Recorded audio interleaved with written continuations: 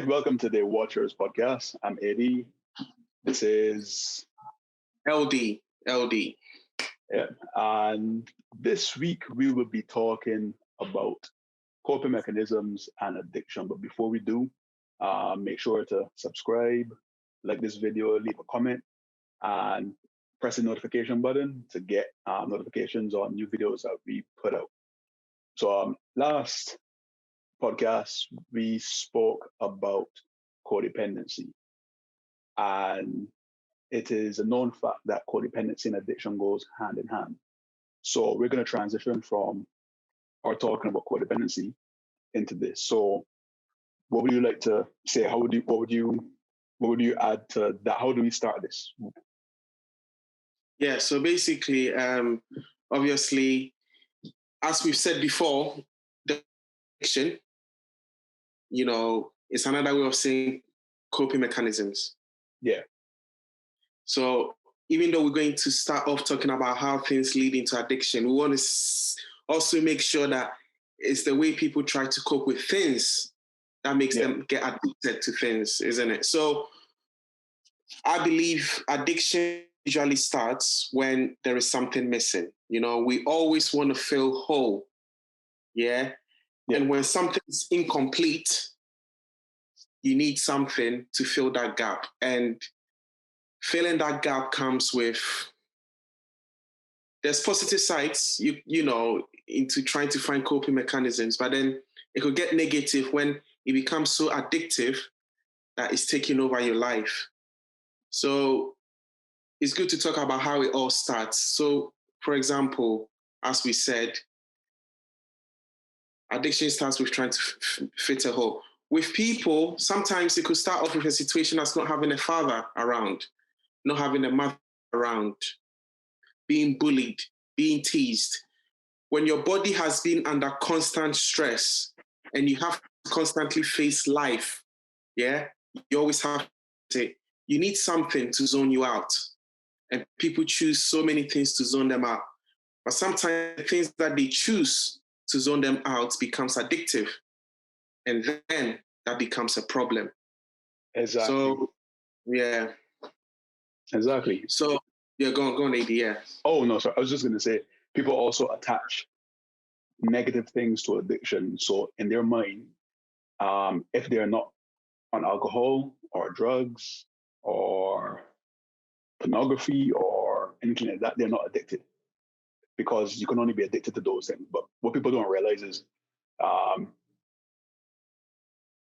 addiction, the spectrum of addiction goes way beyond those things. You could be doing something that's deemed healthy and it could be an addiction, and it will become unhealthy. And I will give examples of that as we go on. And like you mentioned, the question is why? What leads to that? And you made a point of sometimes it's dealing with life and so on and so forth. So we could start with the why or expand on the why, and then transition into the addiction and the coping mechanisms. Yeah, exactly. So the why. If let's say, like, we're going to start with, because what happens is that around us, we do see a lot of young people who become addicted to drugs and stuff. It starts off young sometimes. And of course, it could start off later when you deal with other complex problems. But let's say a person is raised at home with both mom and dad, and the dad decided to cheat on the mom. The son might have loved the dad very much, but now that the father figure is not present and he needs a father figure, we all know that when it comes to family, having both parents is what makes the family strong, because they both play a part. If you have both solid parents, because you can have two rocky parents and still end up addicted or in the same. It all has to do with the solidity of the people that are your parents. Exactly. And just to clarify as well, someone could have good parents and still get addicted to stuff later. But I'm just touching on the area of what could happen in someone else's. So some people, it starts off differently. So father figure, dad is not around, hasn't got much confidence. Yeah. If you haven't got much confidence, what do you do to boost? For instance, it's funny, before we even get into it, sometimes what people do is when they're going out with friends or they're going to meet someone new, what do? They have a little drink to give them confidence to be able to converse because it makes them feel relaxed. Now, if this young person is growing and facing life and seeing his friends with his parents around and having no guidance and there's a void, he thinks, he goes out with his friends one day, let's say have a drink or have a smoke, immediately likes the feeling that it gave them. And that feeling is never forgotten. Then you think, oh, I'm feeling a bit stressed again, but I do remember I had something before that made me feel calm. And I think whatever made you feel calm, because we just don't want to focus on what it is that they take. You know, it could be anything, you know, it could be drink, it could be drugs. So whatever that they took that made them feel calm, it's never forgotten in the brain. And guess what? They go back to it again and then they become addicted. And then it just keeps getting worse and worse and worse and worse. You know, exactly. There's this young guy that I know, he lost his dad at a very young age, you know, around when he was about 12 years of age, 12, 13. And he has never been able to deal with the grief. So he started smoking weed, smoking, drinking, and that helped him. But now it got to the stage where, you know, it took him a while to come. He's working on it now, but he can admit himself that it's a lot of effort to overcome addiction. But that's what led him into addiction, isn't it? With others, it could be relationship, being in the wrong relationship. So the whys are many. And I don't know if you know any whys or any examples that you've seen yourself as to why sometimes people, you know, get into everything you said is right. I'm going to expand on what you said in terms of using your friend who lost his dad at a young age. It's stuff like that, or traumatic stuff in childhood that make people codependent. Yeah. And in codependency, we are, as human beings, we're not just the physical and the mental and the emotional. We're all those things and the psychological. Yeah. And we forget that aspect. And when there's a lot of psychological damage done in youth, when you're young, it's almost like your brain. I used an example last week of the spine adjusts to adapt to its environment. Your brain adapts in a very unnatural way to that loss and that trauma, right? And with codependence, the reason they're always fawning and people pleasing is because they desperately need love and all that stuff to fill that gap. And unfortunately, when you are like that, you get abused and taken advantage of. So what happens is people with that disposition attach to something and become addicted. So it could, like we said, it could be alcohol, it could be love. You saw it, or not love, but the quest for love, which ends up going into a loop of abuse, hurt, you know, and then you go hunting for love again, abuse, hurt, and it gets addictive because you're trying to fill a void that you don't necessarily know. Like someone I follow, Lisa Romano, we spoke about her last week. She said it's hard to fix a hole in a wall if you can't see it, if you don't know there's a hole in the wall. You know, so people tend to go on drugs to cope. And let's not even talk about drugs and alcohol. Let's say like social media. Yeah. Scrolling social media, scrolling, trying to get likes, you know, validation through likes, through comments, you know. This is the new addiction now. You know, the mobile phone, electronics, even games. I could use an example of with me in hard during hard times. I would play a game called Tekken, and Tekken is about fighting other people and winning. So it's all about winning. It's a casino, thing. You fight, you win, you feel better, and then when you start losing, you start to feel miserable, Yeah, and then you just feel more and more miserable. Then you start winning again, you feel good, you feel euphoric, and 3, 4, 5 hours could pass, and you don't know, and it's hard for you to put the controller down. Even binging Netflix series is an addiction because, like you said, you want to remove yourself from a world that makes you feel depressed or lacking. So you watch comedies or programs like series, and then when the series is done, you feel depressed because it 100%. brings you right back into reality because it's over. Brings back to reality, and exactly, and that's the addiction. Now, this is another interesting thing. It's going to sound weird, but whatever that you've turned into made you feel good. So, for example, having a good drink, like the right amount, you're like, oh, I feel good. I feel good because there's a reason why they go back to it.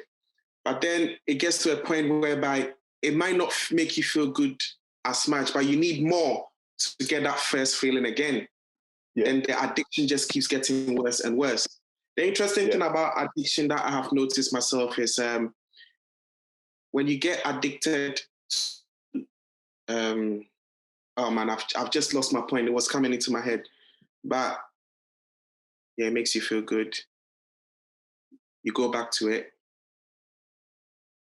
You need more. You always need more. You always need to exactly. More. That's it. Yeah. That's it. You've brought it back. So you need more. So in the sense of, if whatever you've taken is going to make you feel good for, let's say, 2 hours, what happens when you're back into reality? What is the thing you think about again? So that's why sometimes you see people, let's say, who are chain smokers, because it's like the moment they feel like this has calmed me down a bit and they are back, it's like, oh, I need another one, So it's not people are bad for getting addicted to things. Let's just get that. It just means that they feel too much sometimes and they don't want to feel it. Repeat that first. You said it doesn't mean that people are bad. You said, yeah, it doesn't mean that people are bad. It means they feel, they've got this, they feel things. And, being that sort of person with that personality is not easy. And a lot of times it's not just, you might see people get addicted to stuff and they look hard now. It doesn't mean that they are hard. When they first started off, they were just going through life, faced a few traumas in their life, faced a few painful things, whether it's in relationship, family, work, marriage, you name it. And they felt it so badly that they turned to something that makes them feel better. So they don't start off as being bad. Like, no one starts getting addicted to stuff because they're a bad person. That's one thing that we need to make clear. And another thing, no one sticks with an addiction because they like it. There's this misconception that people who are addicted like it and they can't control themselves because they like it. No, that's not how it works. You were speaking about trauma. You were saying that people, whenever they're brought back to reality, they want more. They need more to feel better. And I was going to ask you, why is that? And the thing is, the reason that happens is, let's say you're addicted to something. Yeah, your brain records that because you're dealing with whatever you're dealing with. You're dealing with maybe depression, anxiety, codependency, a lot of internal things that people don't see. You hide it with a smile. You hide it with great work ethic. You hide it with kindness. You hide it with all these things. So people don't see what's underneath, right? So you go on, let's say, have your drink, yeah? And then you feel good, and then you stop, and then you come back into reality. And the problem is, it's always like a downward spiral. Because when you come back into reality, reality sucks. And it can get worse. Something can happen at work. Somebody that you like could hurt you. Yeah. So now your brain's recorded, oh, snap. Everything around him has gotten worse. We need to up the dosage. It's like if you go to a doctor and you get worse, it's like, oh, up the dosage, up the dosage. So your brain is doing the same thing as like, oh, this is even worse, up the dosage, more alcohol to counter that, to counter what's going on around you. And that's where addiction starts. And a lot of people, they reach a point where the addiction becomes painful. They hate it, they despise themselves, they despise the addiction. The problem is their brain's already in survival mode. So their being will hate it, but their brain is like, so much stress going on, must go to the thing that made him feel better. We must survive. So before you know it, like I said, using my analogy last time, you want to go this way, but your brain is pulling you this way because it needs to survive. So it's like, let's go to the pub or get 5 packs of cigarettes. And to add to this point quickly, I will never forget a study that I read a long time ago involving mice, where they put a mouse in a very cramped cage, by itself, no movement, no activity, like prison. Mm-hmm. And they put 2 bottles, 1 bottle of water and 1 bottle of heroin. And of course, the mouse is going to go to the water first, it's natural. But then the mouse started to drink the heroin. And as time went on, the mouse just kept going to heroin, It was addicted to heroin. They couldn't get it off the heroin. Yeah. They took the same mouse and put it in a massive cage, like a playpen with wheels to run on. Other mice. It's like a playground for mice. Yeah. They put the water and the heroin there again. Of course, the mouse is already in addiction mode, so he went straight to the heroin. But after a while, meeting other mice, going on wheels, running around, food every day, the mouse got happier and happier. As time went on, the mouse resisted the heroin bit by bit until it reached a point where the mouse was just drinking water. The mouse literally didn't even look at the heroin. Yeah. And the whole point of that study was the mouse's environment. Yeah. He was happy in that environment. It was an environment where he had interaction with other mice, social interaction, food. He didn't have to worry about food. He had space to move, So he didn't have to depend on the coping mechanism. Whereas in the other cage, it was like prison. It was misery. Probably felt depressed, And then he sips on this heroin and he feels nice. Oh, this feels cool. So when you're in that oppressive environment, you're gonna go to the one thing that keeps you feeling good. 100%. Even to the point where you can feel it destroying you, but even when you say, "Oh, this is destroying me, I need to stop," but your brain is like, "What do you mean stop, dude? You're still in this crappy environment.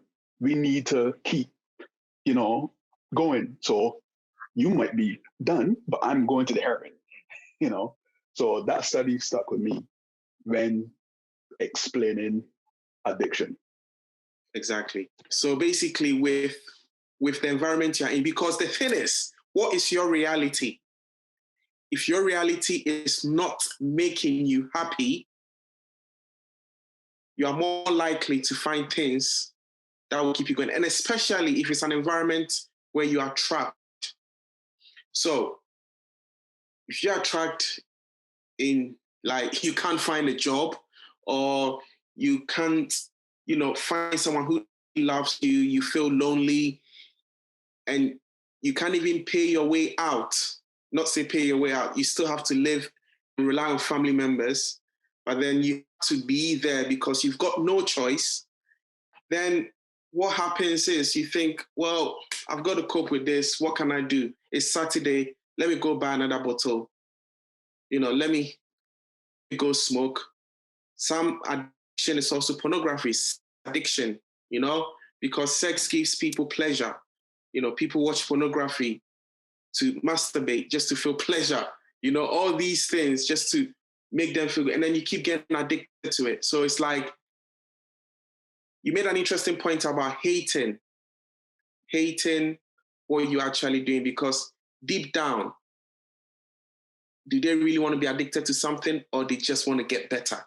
But it happens that this thing is just giving them quick relief. And the key point is quick. Because the thing with addiction is whatever you're addicted to is not supposed to fix your life forever. It's the actual working of yourself, changing your mentality.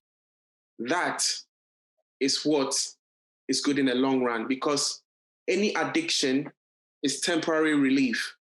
Yeah. We could touch on shopping. Yeah. People say, I need to feel good. They start spending money. They shop. They feel good. Couple of days later, back to square one. I need to buy this. And then there are some people, because I don't know, it gives you, and I know you've spoken about the science behind the brain, about how when you get rewarded, there's a part that just lights up saying, ooh, reward. So that's the thing with addiction. It's a quick fix. Quick fix. I need again, quick fix, you know? And it's so bad that sometimes you're around certain people and you're at the workplace and, you know, someone will say, I need a smoke right now. It's almost as if when they first say, you think they're joking, and then they keep saying, and you're like, wow, like you really need this. You really need this. That's because they need a quick fix, you know, and that's what it does. That's why sometimes when you look at documentaries of musicians who are addicted to drugs, it's just so that they could face the crowd, you know? If you've had a long day and you are shattered, yeah, and you have to go in front of people to give a speech or perform, and you still have to be 100%. Go on. I want to add to that point. Go on. Yeah. And you need to be 100%. Reality is, boy, I'm shattered. And to be 100%, I need more energy. Well, let me go to this drug that makes you just feel high. So that when I'm with the crowd, I can feel high. Or have a drug that relaxes you so that you don't really feel like you're present, but you're present. That's the effect on drugs sometimes, you know? Yeah. Mm-hmm. And I'm glad you mentioned musicians, yeah? Because a lot of the reasons why if you see like musicians or artists or creative people, yeah, they're mostly addicted to stuff, yeah? Musicians, I don't want to say it's not everyone, but a lot of creative people come from a place of trauma. Yeah. They come from a place of lacking emotional trauma, depression, anxiety. And that's why you see like a lot of musicians are addicted to something. Might not necessarily be drugs, could be something, alcohol, drugs, something, right? Because a lot of musicians, again, you're right in that they want is to face the crowd because they might be suffering with a form of anxiety that you would never know about, because the way we see the world in a very limited view. You see somebody on stage just rocking, yeah, and you think, oh, he's confident. I wish I was just like him, you know. And then somebody tells you, you know, he suffers from anxiety and he's nervous. Oh no, that's rubbish. No way. He's a performer. He's on stage. No, that person does suffer from crippling anxiety, yeah. But they're also creative. They like music. You know, their life led them to that spot. And also, a lot of people hide their traumas behind, like I said, they hide their traumas behind creativity. So when you listen to a lot of people's music, like one of my favorite bands, Linkin Park, yeah, Chester Bennington. I've been listening to Linkin Park since the first album, and the albums are depressing. Like a lot of the themes are very depressing. And Chester committed suicide a few years ago, because he was depressed. But we would just be listening, going, oh yeah, you know, I can relate to this song, you know, this is how I feel. And, you know, oh, these guys are famous and they have money. And what we do is we strip the feelings from people that we deem famous, or we put them on a pedestal when no, they're like human beings like everybody else. You know, they have the same struggles, and they will try to cope with those same struggles by using drugs, drinking alcohol. And again, it doesn't always have to be those things. It could be addicted to games, you know, working out. You know, there's some famous people, and I know people that worked out so much, like female. This is more for females. Males suffer from it too, right? But I'm talking from the females that I know. They're so body conscious, yeah, that even though they're fine, there's nothing wrong with how they look. They think they look fat, and they either their addiction is to not eat, yeah, or their addiction is to work out 3 times a day, 7 times a week, and they would have like 2%, 3% body fat, and they genuinely think they're fat, or they think that they look atrocious and I look hideous, or somebody else. It could be the other end of the spectrum. They're dealing with something, and their addiction is food, and they just keep eating, and they can't stop. Because food comfort eating, it makes them feel 100%, and that's the key word, isn't it? Comfort. Yeah, comfort. It's that, for the person who's got addiction, whatever they're addicted to brings them a bit of comfort. The taste of food, how it makes you feel like, enjoying that meal. It brings you comfort, but guess what it's doing to you? It's making you put on weight. I feel like this subject is so complex, and it makes us see how complex human beings are. Yeah. Yeah. As you were saying it, and as I was saying this, I just realized something, right? Mm-hmm. There's a reason people struggle so much with addiction.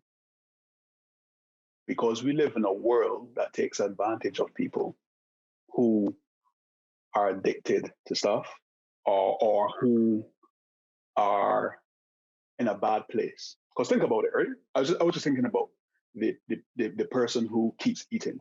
Look at our food. Our food is laced with sugar, additives, the kind of stuff that have you addicted. You want to eat more. You want to eat more, right? Because somebody somewhere realized, man, this stuff, people won't be able to stop eating. They won't be able to stop eating sweets or whatever, yeah? Cigarettes, nicotine, addictive. Somebody realized somewhere we can make a lot of money off of exploiting these people, yeah? So what we'll do is we'll put an ad out. You had a hard day, relax with a nice cigarette or a nice bottle of whiskey or something, yeah? Because they know that people out there are dealing with this structure that we're in. Yeah, this world that just takes. So all these things are put in place to take advantage of people who have addictions. Hence why it's hard for people to get help. Yeah. And then even people take advantage of people with addictions, or people with low self-esteem or whatnot. Yeah. They see them, they go, oh, I can give you everything you need. Yeah. Let me bring you love. Let me bring you validation. Not necessarily romantic love. It could be romantic love. It could be validation. I see you. Yeah. But then the person feels better. They feel more alive. It's like the mouse getting put in a playpen, a big playpen, right? But what you don't know is the playpen is another jail cell. It just looks, and then people use you and use that from you, use that aspect of you for their own purposes, I'm not going to mention different things, but they can use you for their own purposes. And then because now you're getting drip fed some water and some niceness, but then outside of that is still toxic, you then fall right back onto the addiction. And then even in the system, when you try to get help costs money. So if you want to get therapy, not even for addiction, therapy for your low self-esteem or whatever, it costs money. And then we're still in a system where people are scrapping for money. Yeah. So if you go for help now, you go, oh, well, I can't afford this help. It's too expensive. And then you go back to the world. What do you have? Back into the realm of stress, and and then you go, and then you try to do it yourself, and you do it yourself, but it's hard to do it yourself. Oh yeah, it is. You need the and support. And then you slip. Then you try to do it yourself.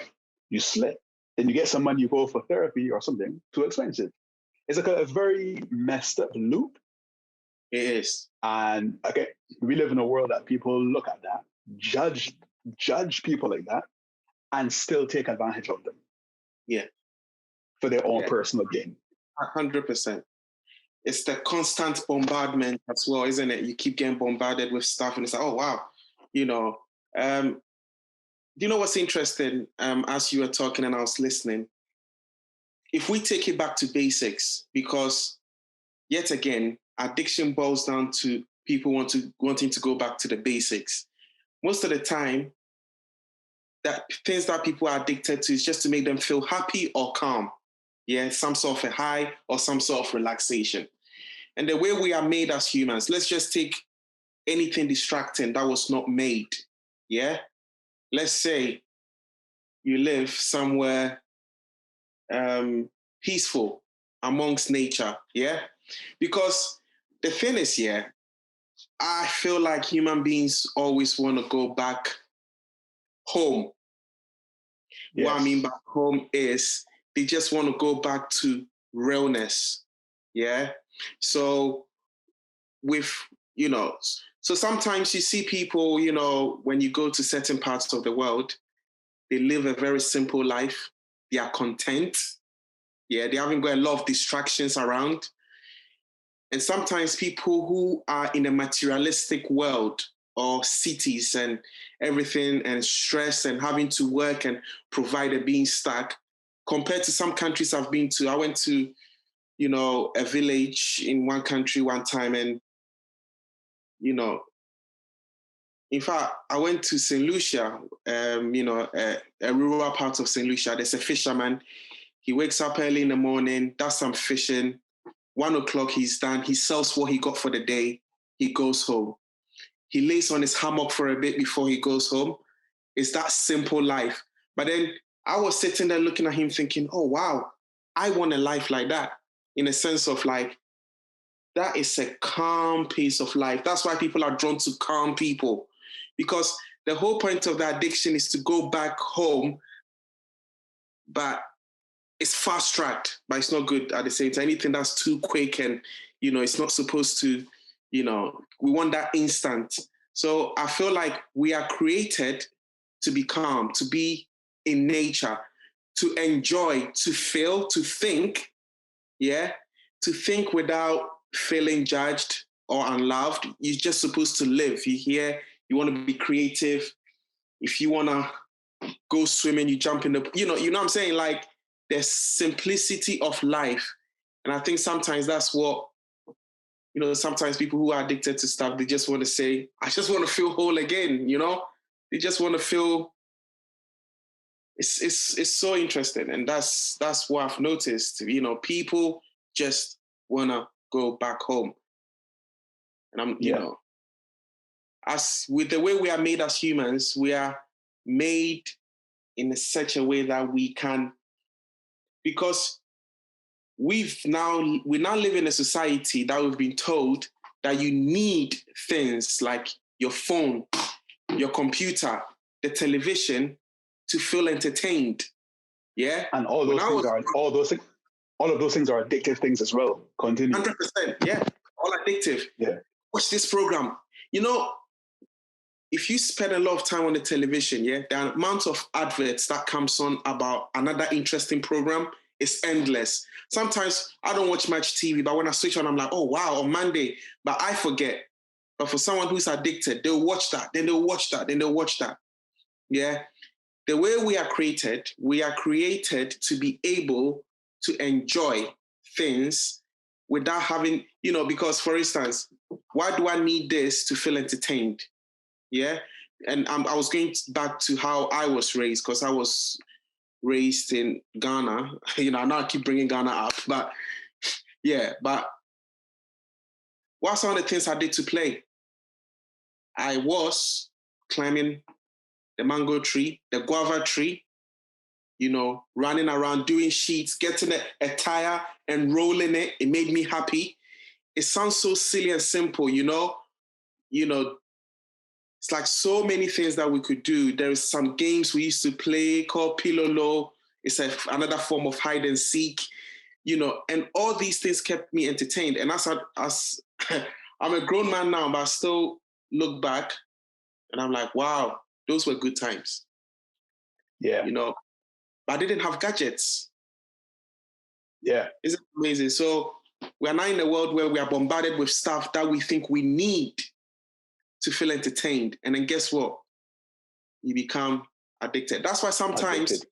people just want to go do some camping. They just want to go somewhere in the forest.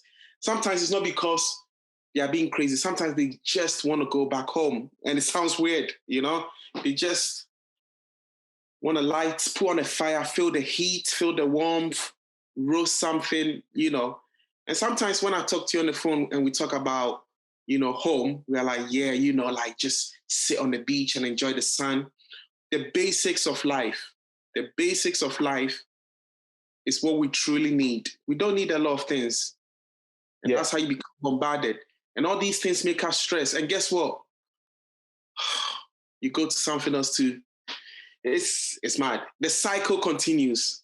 It continues. It continues. You made a point. I'm gonna tie in now to this generation. Yeah, you made a point about in Ghana the things that you did, the games that you played. You were happy, and again, I can relate to that. Leaving. Barbados for me was a foreign land when I went there. Yeah. So I left. I was born here. This is I left here to go to Barbados. But going to Barbados, I adopted the culture like that, because as soon as I got there, it was like you said, you go on, you're playing cricket in the field. You know what I mean? You make a cricket ball. You get a piece of board as a stump, and you carve out a cricket bat, and you play cricket. You climb mango trees. You pick mangoes. You pick. We would pick something called breadfruit, or ask somebody for breadfruit. We'd go in the field and we would roast one with friends. We would explore. We would do things as kids. We would catch like lizards. It was fun. Yep. And before you continue, is the process. The process is enjoyable. Yeah. Go on. Yeah, exactly.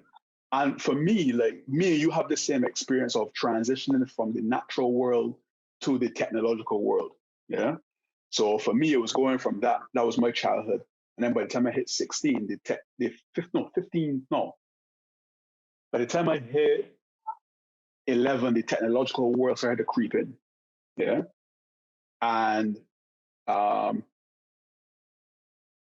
TV programs started to creep in. And everything started creeping in mobile phones and stuff. And now we live in a world where everything is technological. Right now, we're using technology. Yeah, everything is technological. TV, games, everything there to distract you is technological, and people are more and more depressed. Yeah, but imagine the generation that has been born into this stuff. They would have it worse than us in terms of dealing with addictions because you were born into addiction. Imagine being born into a mobile phone or born into a tablet. 100%. You're born addicted. Yeah, and this I'm going to stop you for a bit, Adrian, because it's funny. Sometimes I switch off my phone. And some people have said, oh, you're brave. Like I was speaking to one of my friends. He said, oh, your phone was off. Yeah, I said I switched off for a couple of hours because I didn't want to be on it. It gets too much for me sometimes. And sometimes I feel like I'm getting too many phone calls. Yeah. So switch it off. And he said to me, what if there's a huge emergency? And I'm thinking, what was life without having a phone? Well, I could tell you because I remember when I used to finish school in Ghana, I'll go home. My mom will not be around.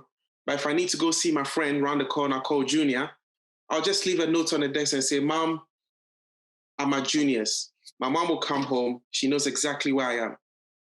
Yeah. There were still ways to communicate. You leave messages with neighbors. It's like life still went on. And a few of my friends have said to me, oh, wow, that's good for you. I can never leave my phone off. And I'm thinking, wow, like, and You just made a point just now as well. Communication. That's another thing that's dead. In the old time, you had to communicate. You had to, proper communication. But now technology is a firewall between human communication. Yeah. Even this whole year. So this whole year has shown us like technology is a firewall between normal human interaction and communication. Because that's how we were built. We weren't built for these barriers. No, we're not. And you mentioned kids today who are born into addiction. And Very interesting point, because you could go somewhere, and if you have a younger person coming with you, you're thinking, are they going to enjoy this? Because we're just going to sit down and chill. And it's like, you worry about them because you know that it's not entertaining enough. We're not going to play FIFA. It's not FIFA. We're not going to be watching a movie. It's just, and sometimes the younger generation do not understand why you are enjoying yourself. It's like, what did you guys do? Oh, we're just chilling. It's like, and it's got, even now, some of them don't understand going for a walk. It's like, going for a walk? That's boring. Yeah. But you see how that's lost. Being connected to home. What I'm saying is being connected to nature. It's all lost. Yeah. It's lost to the point that you always need to think of ways to entertain people. Even down to because anytime, sometimes, when I chill with certain people who are relaxed and calm, sometimes they don't say much. They just sitting there and just thinking. But then in my head, because life is on the go, this, you have to do something to get stimulated. You try to make conversations and force it purely because you feel like you need something to, but it's okay to be quiet. It's okay to just lay down, the thing. And it has a vast effect because in also other parts of the country that are calm and laid back, they have naps. When I say they have naps, it's not because they're exhausted, but sometimes just sitting down, you could doze off a bit, the natural things of life, so. But you see, you making that point in those parts of the world, we live in parts of the world that it's a capitalistic world. So everything is like a machine. It keeps moving. And you are the cogs. We are the cogs, So keep you addicted, keep you hooked, keep you spending, keep you working extra. Everything is because everything about a man's or a woman's addiction, misery, and stuff is profitable to somebody. Be it financially, manpower, like through manpower, and even through manpower is financial because through that manpower, you're helping them make money. So,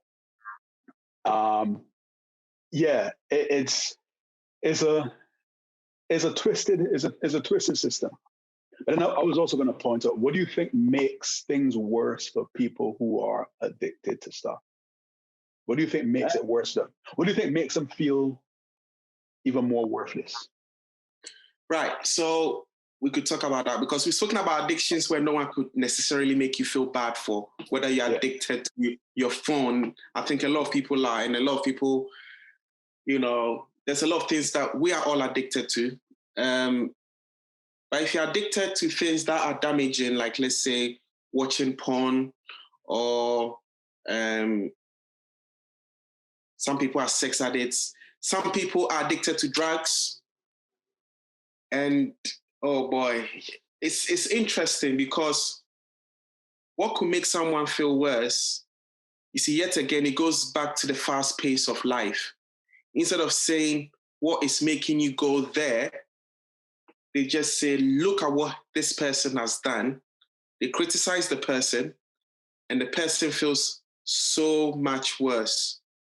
Yeah, so sometimes it's not always about what the person have done. It's like, how, why, what's made them get to that stage. And sometimes criticizing too much of what they are doing is doing the opposite. It's a lack of support. For some strange reason, we've come to the conclusion in this world that withdrawing support or criticizing somebody in that position is going to help, when psychologically it does the absolute opposite. Because when a person, again, I'm quoting from Lisa Romano, which she says, you are not your programming. Yeah. And a person who's addicted is programmed to be addicted because of whatever they've been through, the things, they've been through, the lack of support. A lot of people sometimes are addicted because they're lonely. There's no support. No one listens to them. No one cares. Yeah. Mm-hmm. So when you have like people in that kind of situation and people are judging them or dismissing them, yeah, all you're doing is making that, you're literally adding to the pot that makes them addicted in the first place.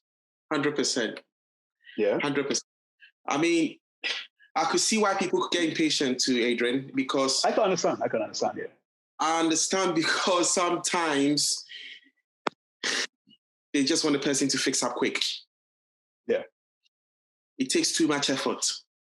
Yeah. Sometimes the person that they are helping keeps relapsing. So you could see why sometimes it's like, oh, here we go again.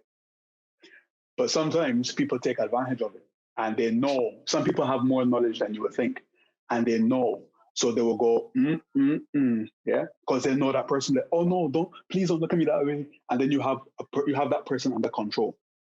Yeah, you can control that person a lot easier by making them feel guilty. Because then when they feel guilty, they fall back into addiction. They feel even worse now. Yeah, and they're like, what happens is they begin to gaslight themselves. You know, they say, I'm a terrible human being. I'm not worthy of anything. And then they're grabbing for something else, for worth, outside of the addiction. Or for love. Yeah. So some people are missing love. You know, so you know, boy, it takes a lot of love to help someone. Yeah. But the thing is, the problem in the world that we live in right now, a lot of the love that's presented is manipulative love. So then, so let me paint a scenario. You have somebody who's addicted, codependent, traumatized, CPTSD, yeah, all those things, dealing with those things. They desperately want love. Unfortunately, the way they're built is going to attract manipulators. Yeah, a manipulator has to give you love in the beginning to fool you into coming, yeah, and to keep you there because the manipulator cannot sustain the fake image. They have to push you away and tease you with it, push you away and tease you with it, right? So imagine someone, this is me talking about people that are hard to deal with. Imagine somebody who's hard to deal with going through life. Yeah? Let's say the addiction level is here. Yeah. The struggle is here. Then they meet somebody who manipulates them. Yeah. They feel like I'm saved. My love has come for me. I'm saved.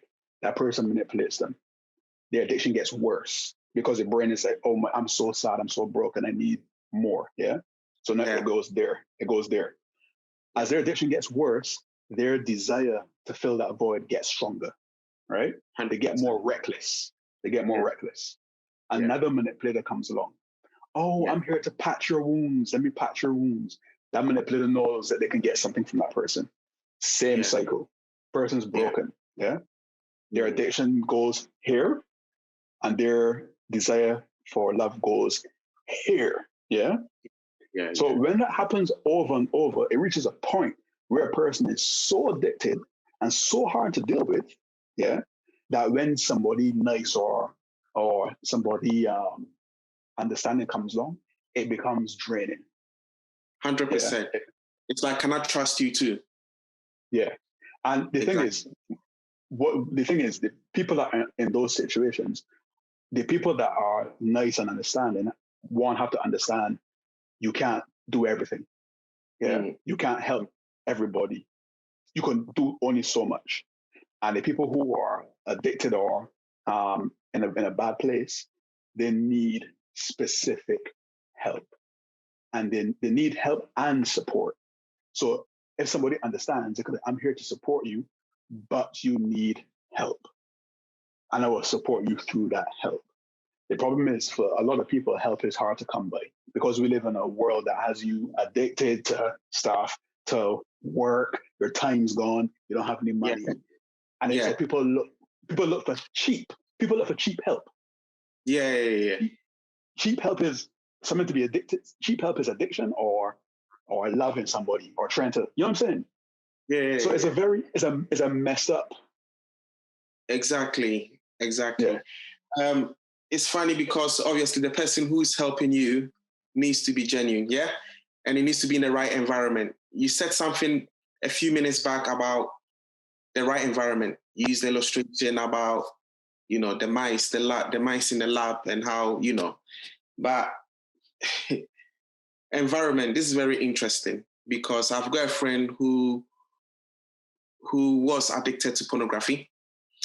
And he went back home to Nigeria for a bit. And then he said he never thought about watching it. And I was thinking, right, that's interesting.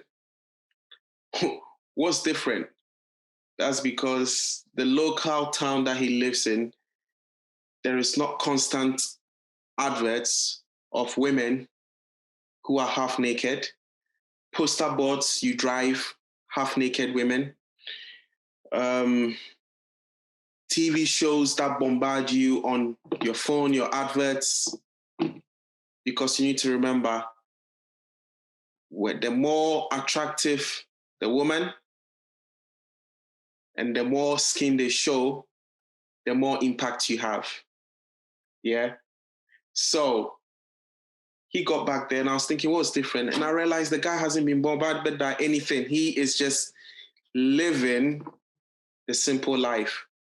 And sometimes the simple life means there's a lot of things missing. It sounds funny. Sometimes people might laugh like your internet connection back there might not be that great, but sometimes it's good because that's not the best thing. Exactly, because you can, as you said earlier, communicate with people. You could say, I wonder what this is. You don't always have to get a quick answer. Yeah. You could discuss. It's like, I wonder. And then be like, yeah, what do you think? And all that kind of stuff. Yeah. So guys, this is where we've reached for now. We will do part 2. We're not done yet because this subject is so broad. So please watch out for part 2 where we'll go into more details as to why Adrian mentioned about how you could make the person who's addicted feel. And there's so many other things to touch on. So please watch out for part 2. Yeah. Yeah, watch out for part 2 because we don't want to discard people anymore and be judgmental. It's all about helping people, Yeah. So we'll continue this in another part. Thank you. So yes, until next time. Until next time.